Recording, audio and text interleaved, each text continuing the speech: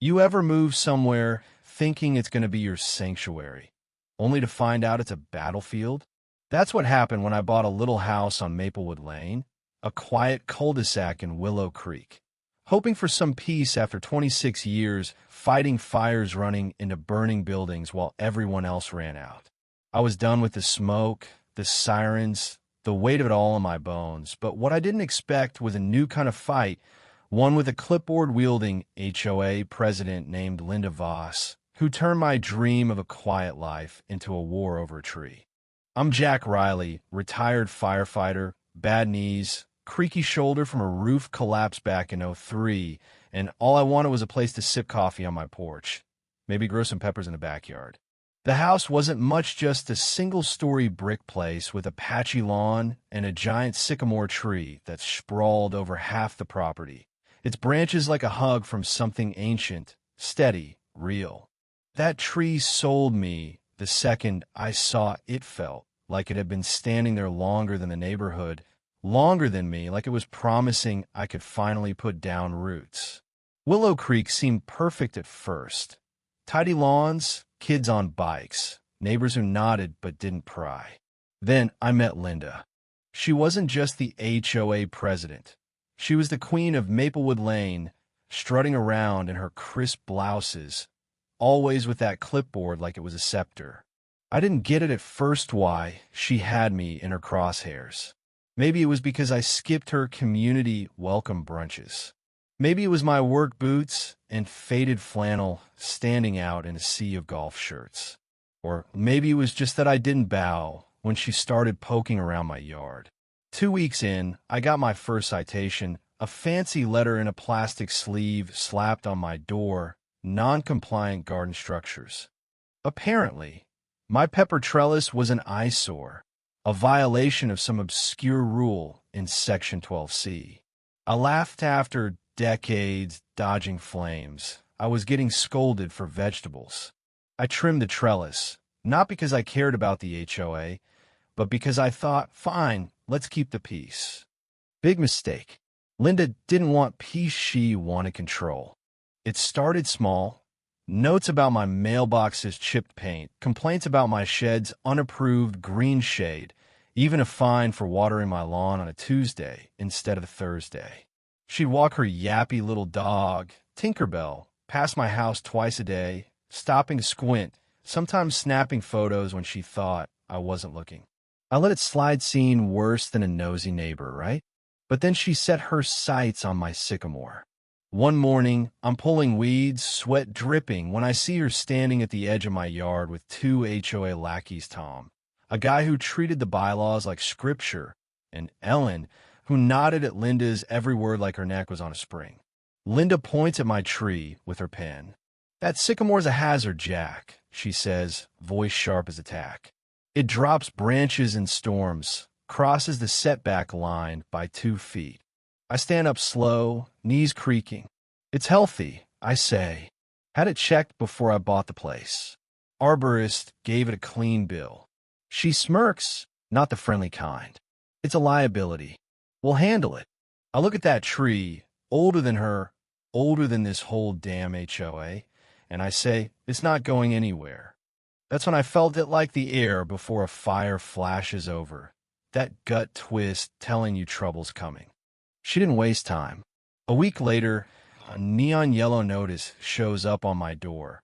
Mandatory HOA meeting at Linda's residence. It wasn't an invite. It felt like a court summons.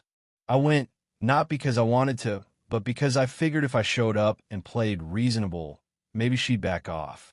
Her house was a showroom, white shutters, perfect roses, little patriotic flags lining the walk like she was staging it for a magazine. Inside, 5 board members sat around her polished dining table, faces stiff as the folding chairs. Linda kicked things off with a PowerPoint flashing blurry phone pics of my peppers, my firewood stack, my sycamore from every angle. "Willow Creek values aesthetic unity," she says, like she's delivering a sermon. "These deviations disrupt our community's harmony." Harmony. I almost laughed. She went on about my improperly coiled hose, my unapproved porch flag. But the sycamore was her finale. It violates setback rules, she says. It's a safety risk. I lean forward, come as I can. That tree's on my land. I mow that strip, pay the drainage fees. County records back me up. Her eyes narrow. Tom pipes up.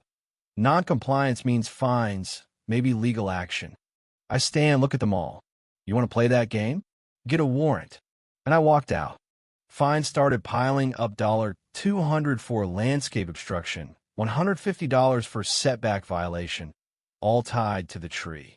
I fought back, got county plats, arborist reports, even a historical note saying the sycamore predated the HOA. But Linda didn't care about facts. She wanted me to bend.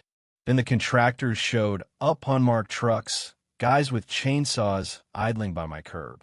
One day, I catch a guy measuring my tree with a tape wheel. Who sent you? I ask. He mumbles, just assessing, and bolts when I ask for ID. I started documenting everything: dash cam, trail cams, timestamp logs. Felt paranoid, but the fire service taught me. When someone's coming for you, evidence is your shield. Then one morning, I come home from the hardware store, and there it is, a white spray-painted ring around my sycamore's base, a stake with a tag reading, Removal Order, HOA Directive 12C. My blood ran hot. I called the city, the cops, my old fire marshal buddy, Mike Torres. This is war, I told him. He laughed, but I wasn't joking. It all came to a head one spring afternoon. I pull into my driveway, and my sycamore's gone chopped down, its massive trunk sprawled across Maplewood Lane, blocking the only way in or out. Sawdust everywhere, branches like broken bones. I'm frozen, staring at it like it's a body, not a tree. Then I see Linda standing across the street with a coffee cup, smirking like she just won a prize. You did this, I say, voice shaking. She shrugs. HOA deemed it unsafe. You were warned. Shame it's blocking the road. I step closer, see the clean chainsaw cuts, the deliberate angles guiding the fall.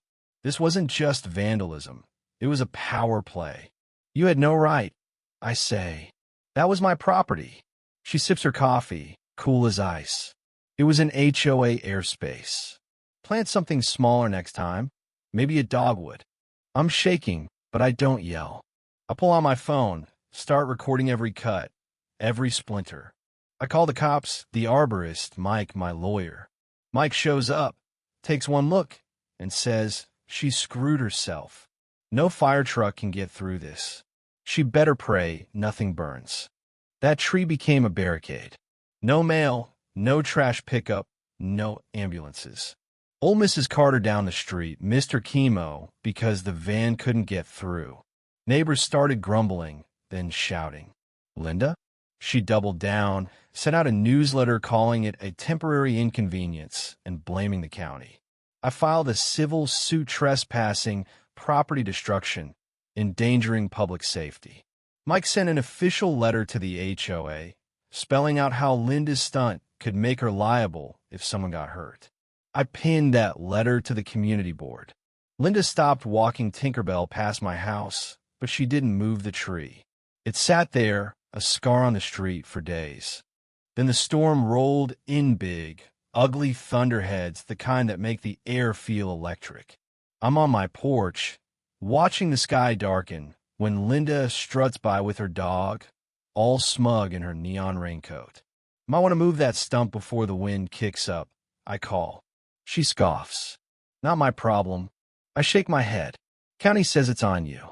They're investigating with the fire department. Her face tightens, but she walks off.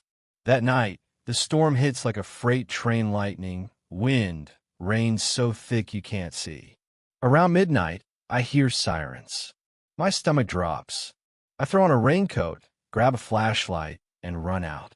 The tree's still blocking the road, and 2 fire trucks are stuck at the base of the hill, lights flashing, one jackknifed on a lawn.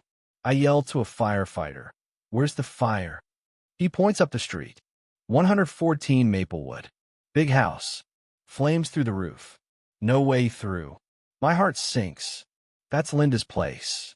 I sprint up the hill, rain soaking me, and there it is, her mansion swallowed in flames, windows exploding, smoke curling black against the sky. Linda's in her yard, drenched, screaming. Tinkerbell's inside. Do something. But the trucks can't get through. The tree she ordered cut down is her own roadblock. Neighbors gather, some crying, some calling 911 again, but I just stand there, watching the fire chew through her perfect life. She turns to me, eyes wild. You did this, she shrieks. I don't flinch. No, Linda, you did. It took 45 minutes for the trucks to find a back route, a narrow service lane barely wide enough. They crawled through, tearing up fences, but by then, the house was gone. Linda stood under a foil blanket, mascara running, staring at the ashes. Mike, the fire marshal, walks up to me, shakes his head. She's lucky the dog got out. Rookie found Tinkerbell under the deck. I don't feel victory, just a heavy kind of inevitability, like when you warn someone a fire's coming and they don't listen. The next day, news vans swarmed. HOA blockade, delays, firefighters hit the headlines. Someone leaked my footage, Linda directing the crew. The chainsaw marks, her screaming at the firefighters. It went viral, thousands of shares, comments tearing her apart. Neighbors started talking, not just about the tree, but about Linda's reign of terror fines for kids' chalk drawings, bans on unapproved flowers, even charging a widow for a wreath on her door. The HOA meeting that week was packed, standing room only. Ellen tried to spin it, mumbling about reviewing protocols, but someone yelled, "She blocked the damn trucks." The room erupted. I stood up, held up my arborist report. That tree was mine. Legal. Safe. She cut it down to flex power, and it cost her everything. The board crumbled. Tom quit. Ellen fled. They voted Linda out that night. I ran for HOA president, not because I wanted it, but because I'd spent my life running toward danger to protect people. This was just a different kind of fire. We dug into the books, found $90,000 in shady payments, fake landscaping invoices, ghost vendors, all approved by Linda's cronies. The DA took it from their embezzlement, fraud, property destruction. Linda's mugshot hit the news, her smug smile gone. She moved away. No one waved goodbye. We rebuilt. New bylaws, open votes, no more secret fines. We used the recovered money to fix sidewalks, build an accessible playground, plant a community garden where my sycamore once stood. A plaque there reads, "For the tree that taught us to fight and the fire that showed us how." A new sycamore sapling grows in the center, small but stubborn. One night, I'm on my porch, eating homemade salsa from a neighbor's peppers, when a kid on a bike waves at me, her basket full of marigolds. I wave back, and it hits me. This is what peace feels like, not silence, but safety. But here's the thing, and it's why I'm telling you this. Linda wasn't alone. There's always another Linda, another HOA, another bully hiding behind rules. They thrive when we stay quiet. So I'm asking you, what's your story? Ever faced a petty tyrant like that? Did you fight, or did you fold? Drop it in the comments, because trust me, sharing it might just spark the fire someone else needs to stand up. And who knows? Maybe your story's the one that changes everything.